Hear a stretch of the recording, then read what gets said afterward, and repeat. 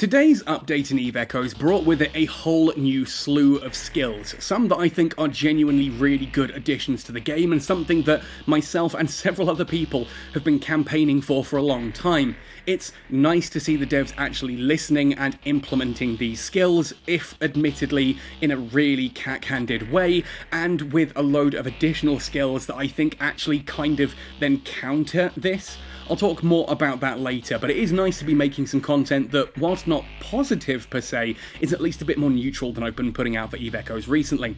So in today's video, I'm going to take you through the new skills. Most of them, I don't have a full list off to the side here, but most of them I'm just going to be talking about to give you a general opinion of how this all works. If I've missed any, let me know in the comment section down below, and let me know your opinions and thoughts on these as well. Genuinely, I would love to know what you think about this. I said yesterday when I did the preamble about this that I was a little bit worried that I might be overreacting due to personal biases, but we'll see. Anyway, hit like on the video if you haven't already, and if you do want to support the channel and keep me going with a bit of a donation, you can head to my Redbubble merchandise store. You can also make donations on PayPal and Patreon, all in the description.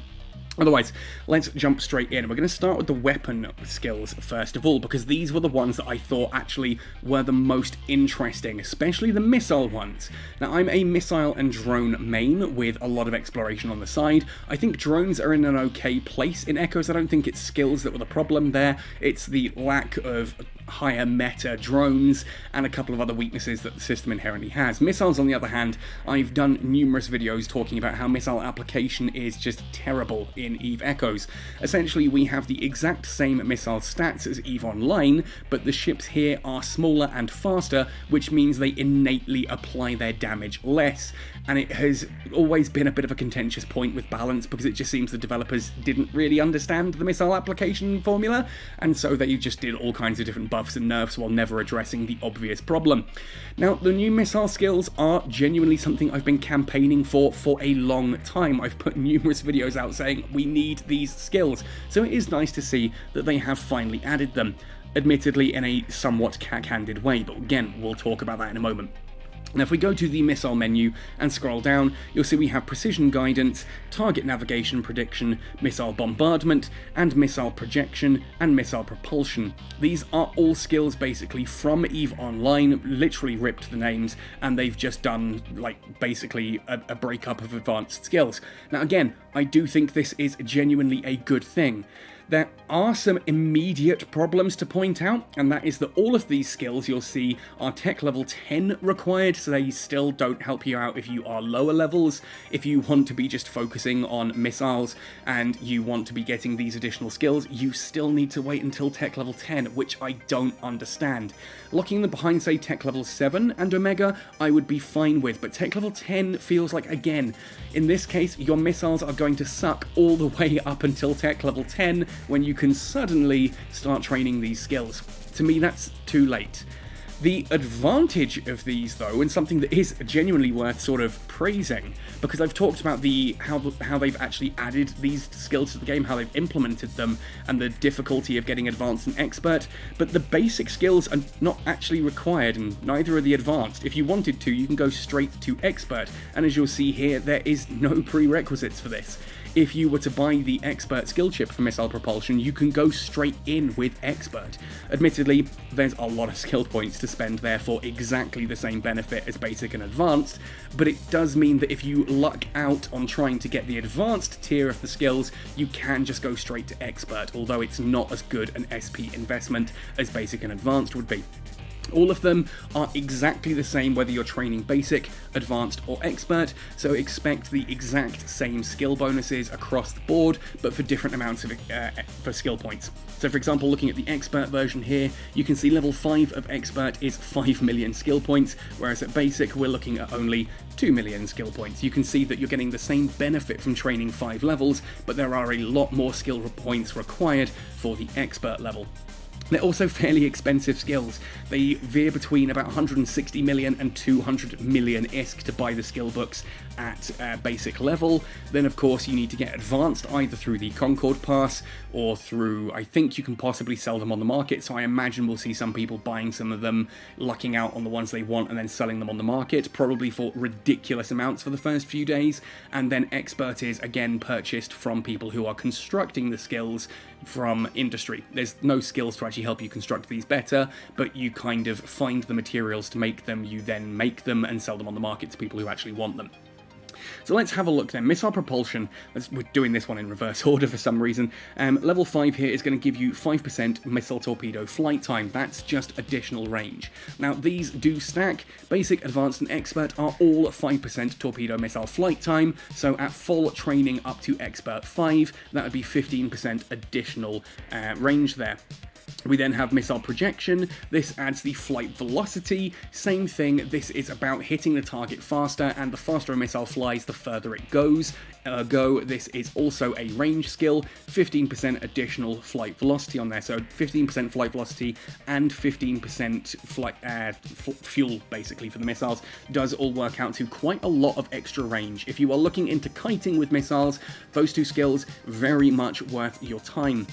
We then have missile bombardment. This is just a flat out damage boost, 5% damage boost. This is also, you can see, one of the 160 million ISK skills. Again, 5% damage for basic, 5% advanced and 5% expert.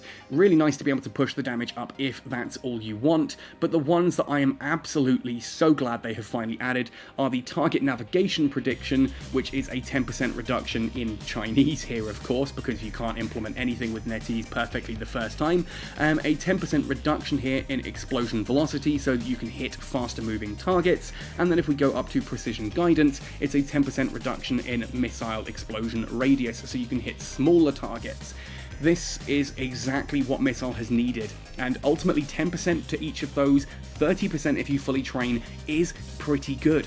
I'm not convinced that fixes bombard mode, for example, but it certainly may mean that the Raven and the Raven Striker actually are able to somewhat apply their damage, assuming that you spend all the way up to the full Expert 5. Now again, you're looking at 2 million for basic 5, you're then looking at a further 3.5 million for advanced 5, and then you're looking at a total of another 5 and a bit million to get yourself, almost 6 million actually now that I look at it, 6 million there to get you up to expert 5.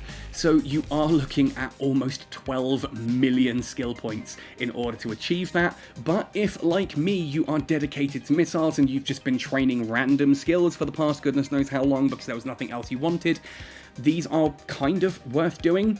Honestly, I think the amount of SP required for these is freaking ridiculous. Like, if I wanted to train all 5 of those skills, you're looking at about 30, 40, 50 million skill points in order to achieve that. That's just insane.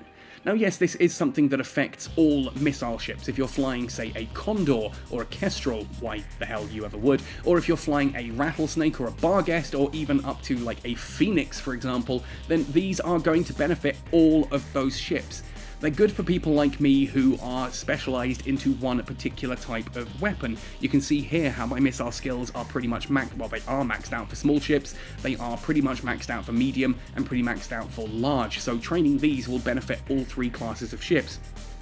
If we then go down to drone and scroll down on this one, below all of the previous skills we had, we now have drone interfacing. This is drone command range. I'm not sure this really matters all that much. It's a lot of skill points to get an extra 15 kilometers of drone command range. I don't think this is going to be one of those super popular ones, but it's there if you really want it. Drone navigation is a very nice one. Drone flight velocity 5%, so 15% flight velocity onto your drones overall if you bother to go for this one all the way up to maximum. That can be very nice for your drones trying to take out faster moving ships like interceptors.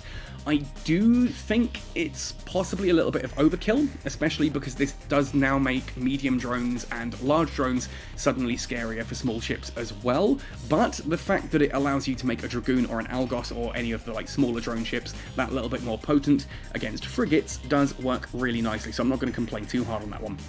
Drone combat, additional drone damage, straight up. like nothing to worry about there. If you're worried about your drones not being as high damage as you'd like them, you can get an extra 15% damage by training that all the way up. Drone gunnery gives additional tracking speed, which means your drones track their targets better and apply their damage better, and that's all we have for drones. Ultimately, nothing super exciting there. These are genuinely very niche for the drone skills. I think that kind of does the job. I think that's more than, you know, some people are going to need. And that's good.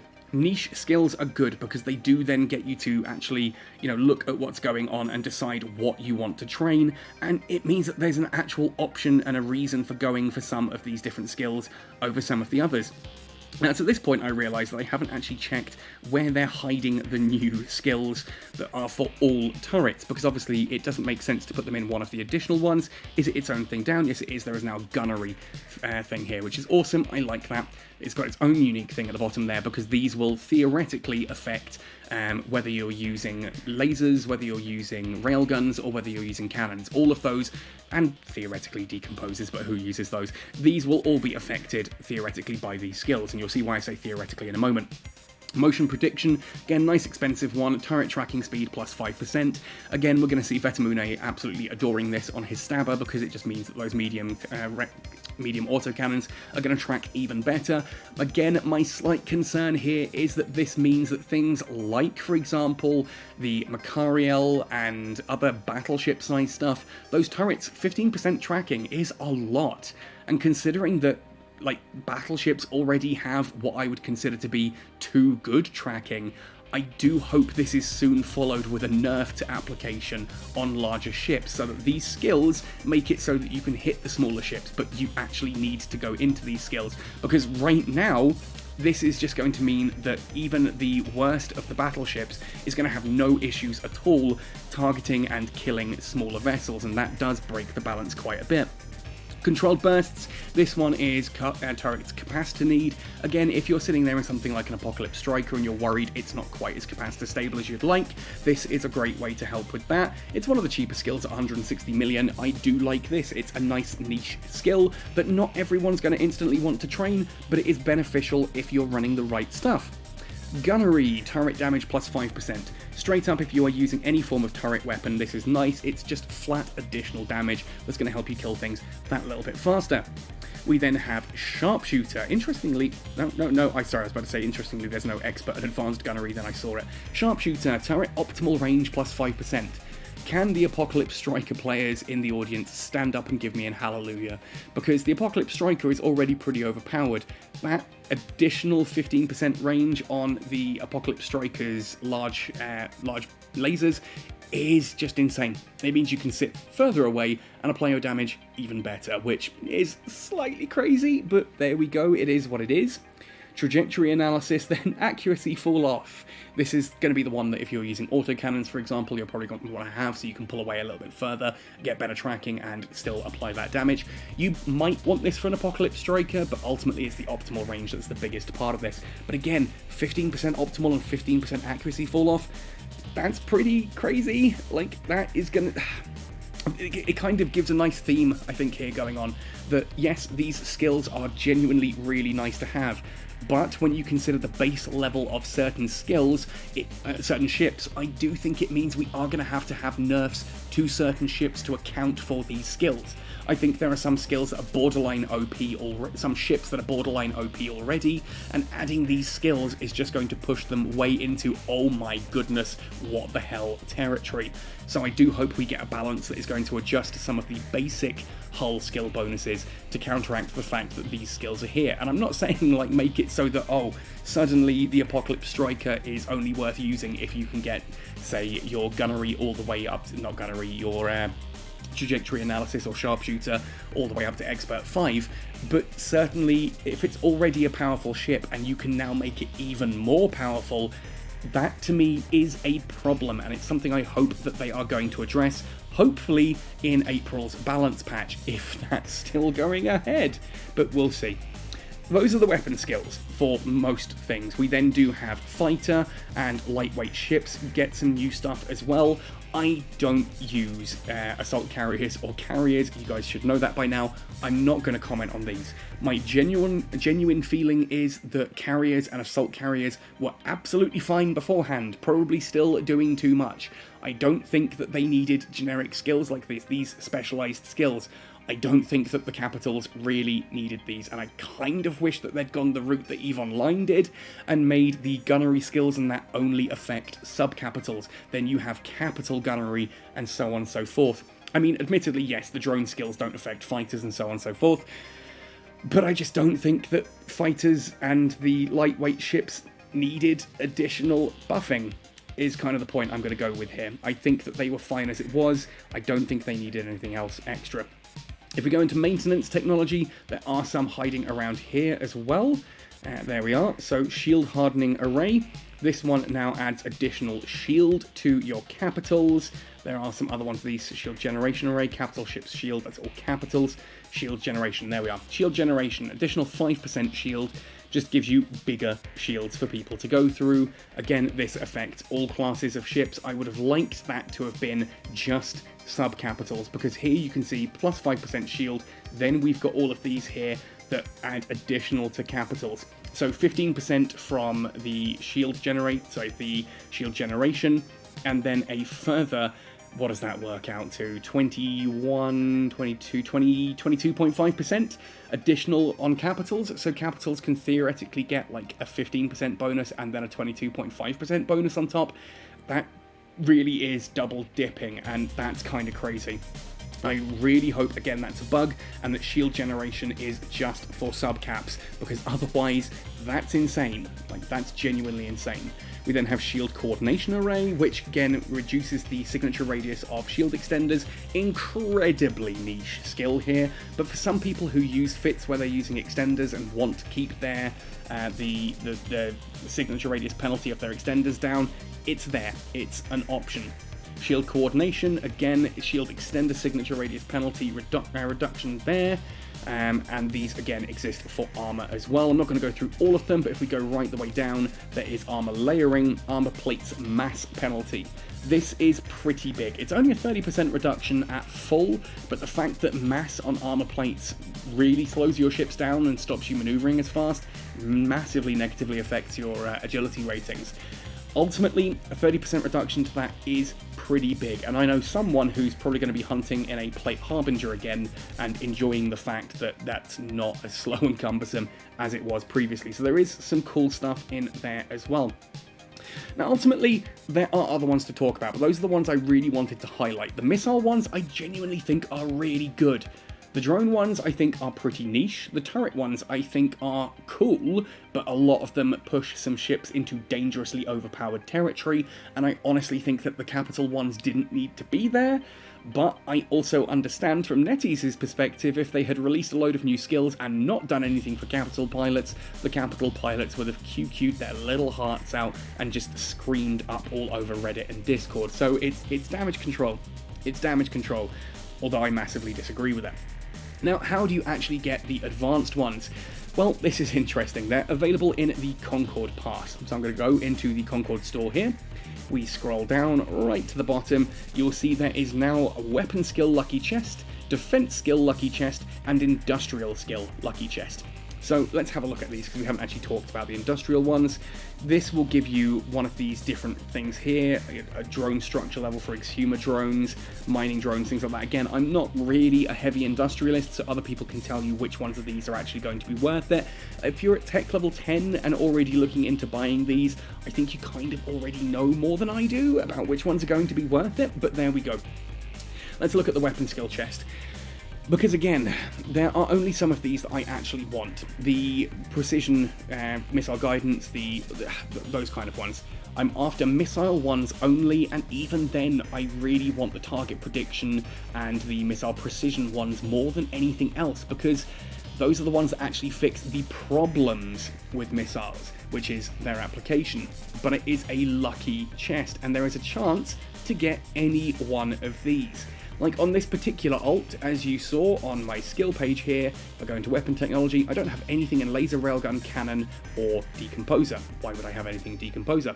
But there is a chance I'm going to get those skills. So let's do this together, right? Because there's nothing else in the Concord Pass I want. We are going to grab one of these, get purchased items, claim it. That's almost all of my Concord credits gone, but there we are. Let's open up the inventory. When this loads, go into the item hanger now and have a look at that. So it's long press on this. We can then look at the chances, and you can see here there is a 10% chance of a weapon skill opt box. That's not atrocious, but I don't get why this was random to begin with. Genuinely, this being random makes no freaking sense to me. It should have just been opt boxes. And the fact that there's different percentages on them, like, for crying out loud, if you really want lightweight ship gunnery, lightweight ship navigation, lightweight ship defense or ship combat, those are very low chances. Again, admittedly, I'm glad it's the capitals that have the low chances, because those are ones I don't think really needed to be here anyway. It's notable that the drone ones, again, which are going to be popular, are right at the bottom on 3.29% as well.